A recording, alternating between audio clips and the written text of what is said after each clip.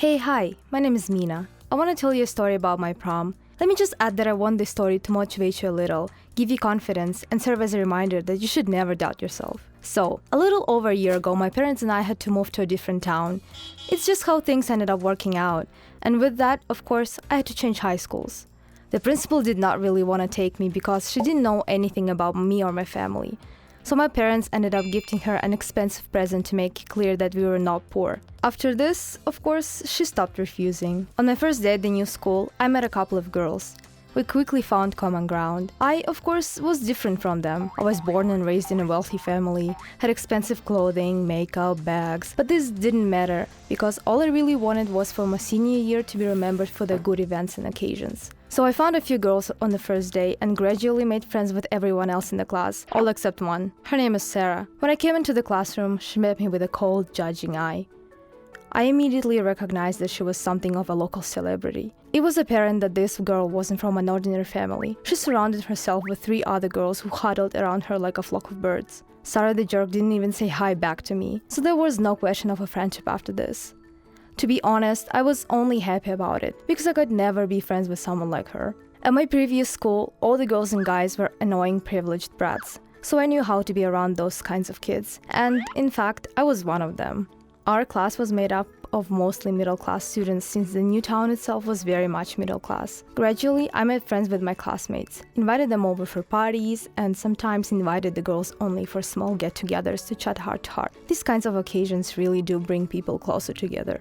You know what I realized at the time? It turned out that I didn't really know enough before then. As I mentioned, I had attended an unconventional high school before, where everyone was well off, with lots of connections and wealthy parents. The classmates there were all okay too, but it took me coming to an ordinary high school to finally understand that not everything can be bought with money. That there are actual people who will do something for you just for the sake of it, just because they care about you.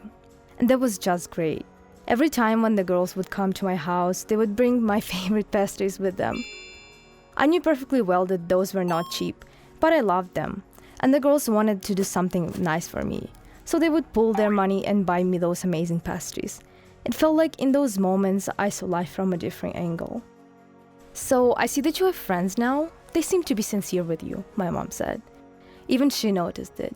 I was very happy. Finally, I'd made some real friends.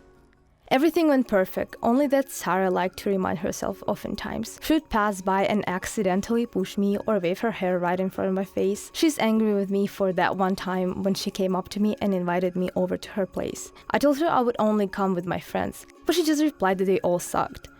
This, of course, infuriated me, and I slapped her cheek and threatened to punch her next time.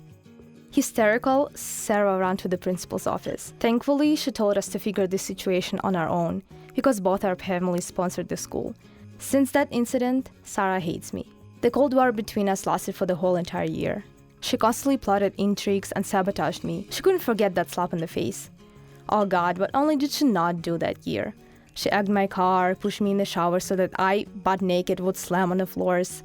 Tried to spread false rumors, but nothing worked because our classmates were all on my side. And this infuriated her even more. We barely managed to finish that year side by side. The senior prom was coming, where I was planning to win the title of the Prom Queen just to spite Sarah. Everyone knew perfectly well that she also wanted the crown, but they convinced me to try and take away her dream, just to teach her a lesson. I agreed to be nominated just for my friends. I didn't need that crown at all. I knew that in order to win, I needed to look stunning. I started preparing a month before prom, carefully choosing a dress, matching the makeup, hairstyle, and accessories to it.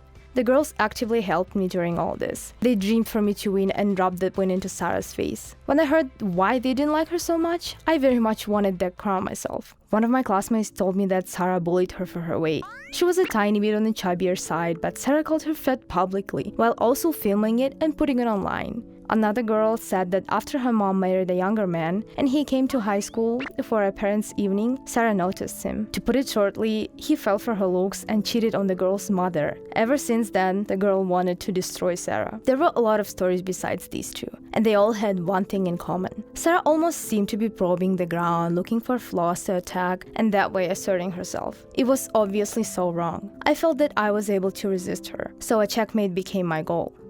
I must strip her of her crown. Preparations were in full swing.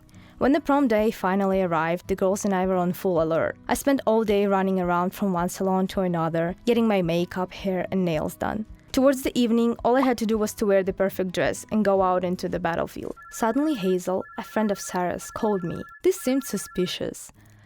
She said that Sarah got into trouble and needed my help. I doubted her words. Why would a girl who hates me suddenly need my help? But Hazel started crying and begging me to come over to her house.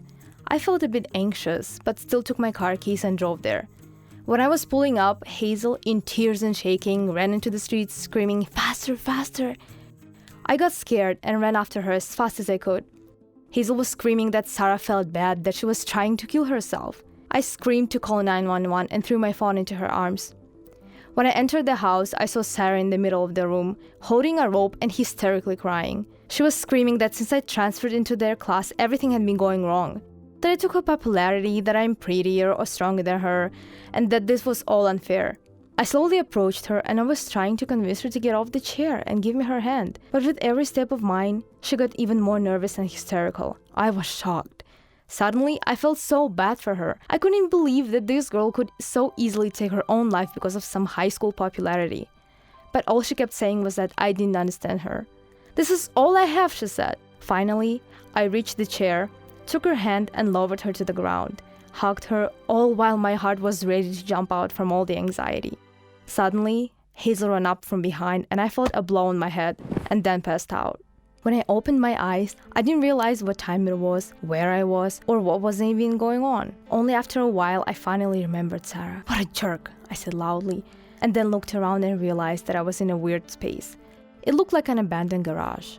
Of course, the doors were closed, but the window... I found some pliers and knocked the glass out, somehow climbed over the window and ran home. That brat Sarah took my phone. So when I got home, I saw that the prom was going on for almost an hour and a half.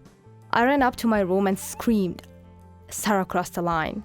My dress was cut into small pieces. She did everything to get prom queen. I wanted to cry from all the distress, but I couldn't just give up.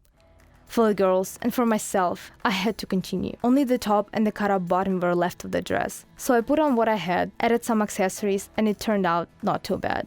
When I entered the ballroom, a heavy silence fell. Everyone looked at my dirty, disheveled self in a torn dress. My classmates saw that something was clearly wrong and ran up to me. Right this moment, the prom queen was supposed to be named. And the prom queen is... Sarah Dillon, the host said.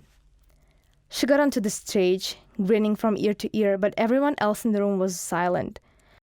No one applauded or congratulated her besides Hazel. "Thank you all, this is such a surprise," she said into the mic. But no one even looked at the stage. They were all staring at me.